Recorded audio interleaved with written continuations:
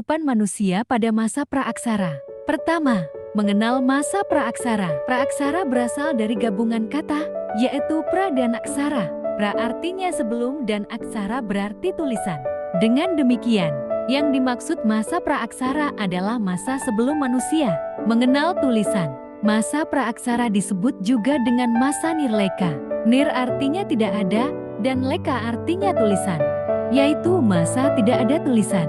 Fungsi utama dari aksara ini adalah untuk berkomunikasi dan membaca tentang sesuatu. Berakhirnya, masa praaksara tidak sama bagi tiap-tiap bangsa. Misalnya bangsa Mesir dan Mesopotamia, mereka telah mengenal tulisan kira-kira 3000 tahun sebelum Masehi. Artinya, mereka telah meninggalkan masa praaksara kira-kira 3000 tahun sebelum Masehi. Kedua, periodisasi masa praaksara. A. Periodisasi secara geologis. Itu adalah bumi yang selama ini kita tinggali pada zaman dahulu. Keadaan bumi tidak seperti sekarang. Sebelum adanya kehidupan, bumi mengalami perubahan-perubahan. Awalnya bumi dalam keadaan panas dan pijar sehingga tidak ada satu makhluk hidup yang mampu hidup. Proses perubahan bumi terbagi atas beberapa fase atau zaman. Menurut para ahli geologi, sejarah perkembangan bumi terbagi menjadi 4 periode, yaitu zaman Arkaikum, Paleolitikum, Mesozoikum, dan Neozoikum atau Penozoikum.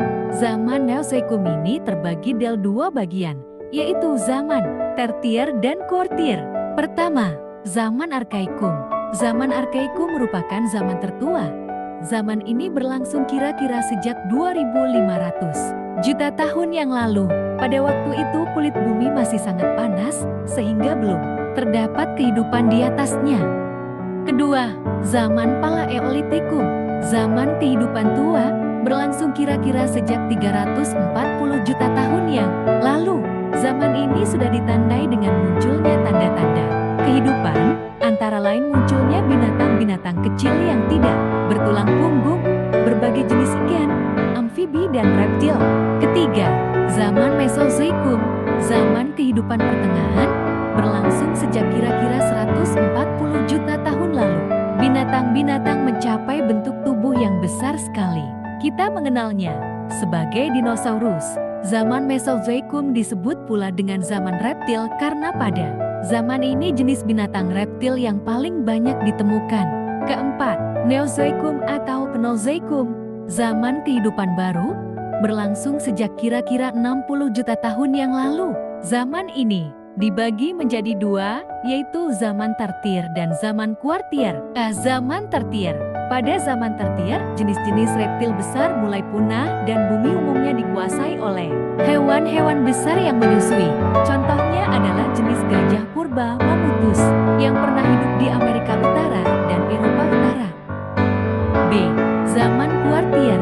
Zaman Kuartier berlangsung sejak kira-kira 3,00 tahun yang lalu. Zaman ini sangat penting bagi kita karena merupakan awal kehidupan manusia pertama kali di muka bumi.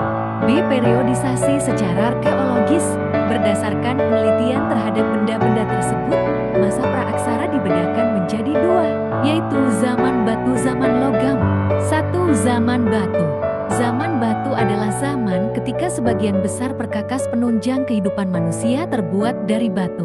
Zaman batu dibagi menjadi 3, yaitu Paleolitikum, Mesolitikum, dan Neolitikum. A. Paleolitikum. Paleolitikum berasal dari kata paleo artinya tua dan litos artinya batu, sehingga zaman ini disebut zaman batu tua. Zaman batu tua diperkirakan berlangsung kurang lebih 600.000 tahun silam. Kehidupan manusia masih sangat sederhana, hidup berpindah-pindah nomaden. B. Mesolitikum. Mesolitikum berasal dari kata meso yang artinya tengah dan litos yang artinya batu, sehingga zaman ini dapat disebut zaman batu tengah. Pada zaman ini, manusia sudah ada yang hidup menetap, sehingga kebudayaan yang menjadi ciri dari zaman ini adalah kebudayaan Jokkenmodinger dan kebudayaan Abris Susro. Jokkenmodinger adalah istilah yang berasal dari bahasa Denmark, yaitu Jokken artinya dapur, dan moding artinya sampah. Jadi Jokkenmodinger arti sebenarnya adalah sampah dapur. Keukenmodinger adalah timbunan kulit kerang dan siput yang memunung dan sudah menjadi fosil. Abris susraus abris tinggal, sus dalam raus gua. Maksudnya adalah gua-gua yang dijadikan tempat tinggal manusia purba yang berfungsi sebagai tempat perlindungan dari cuaca dan binatang buas. Kebudayaan abris susro ini banyak ditemukan misalnya di Besuki, Bojonegoro, juga di daerah Sulawesi Selatan. C. Neolitikum. Neolitikum berasal dari kata neo yang artinya baru dan litos yang artinya batu. Neolitikum berarti zaman batu baru. Hasil kebudayaan yang terkenal dari zaman ini adalah kapak persegi dan kapak lonjong.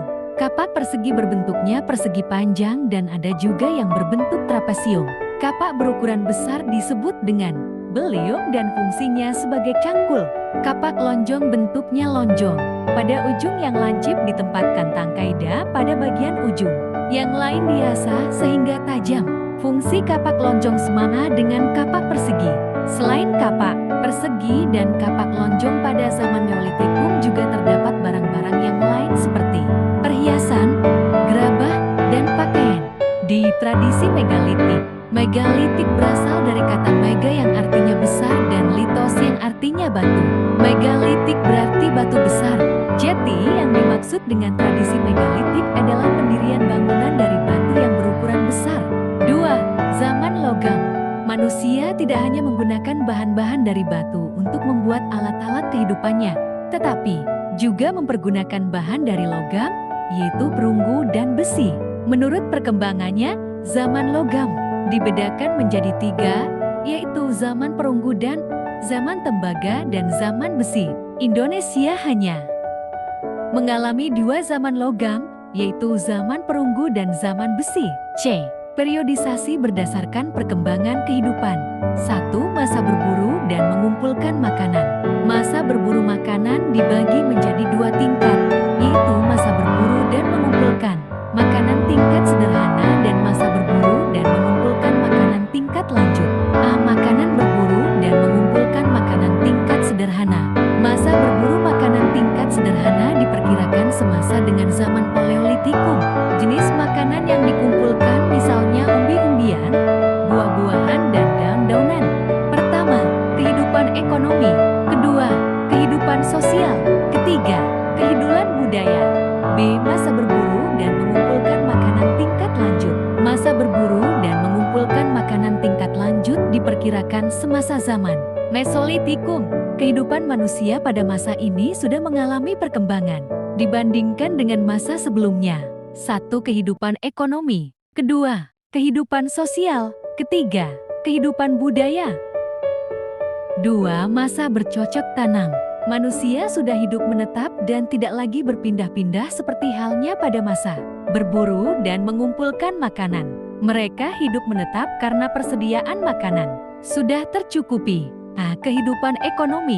B. Kehidupan sosial. C. Kehidupan budaya. Ketiga, masa perundingan. Kata perundingan berasal dari bahasa Bali, undangi, yang artinya adalah seseorang atau sekelompok orang atau segolongan orang yang mempunyai kepandaian atau keterampilan. Jenis usaha tertentu, misalnya pembuatan gerabah, pembuatan perhiasan atau pembuatan sampan. A. Kehidupan ekonomi. B. Kehidupan sosial. C. Kehidupan budaya. Ketiga, nilai-nilai budaya masa praaksara di Indonesia. Belajar dari kehidupan manusia pada masa praaksara, maka terdapat nilai-nilai budaya dan tradisi yang dapat kita ambil sebuah pelajaran dan suri teladan. A. Nilai religius kepercayaan. B. Nilai gotong royong. C. Nilai musyawarah. D. Nilai keadilan. E. Tradisi bercocok tanam. F. Tradisi bahari pelayaran. Keempat, nenek moyang bangsa Indonesia. Paul dan Fritz Saracen bersaudara menggemukan bahwa penduduk asli Indonesia adalah suatu ras yang berkulit gelap dan bertubuh kecil. Ras ini pada awalnya mendiami Asia bagian tenggara yang saat itu masih bersatu sebagai daratan pada zaman es mencair, maka daratan tersebut kemudian terpisah oleh lautan, yaitu Laut China Selatan dan Laut Jawa.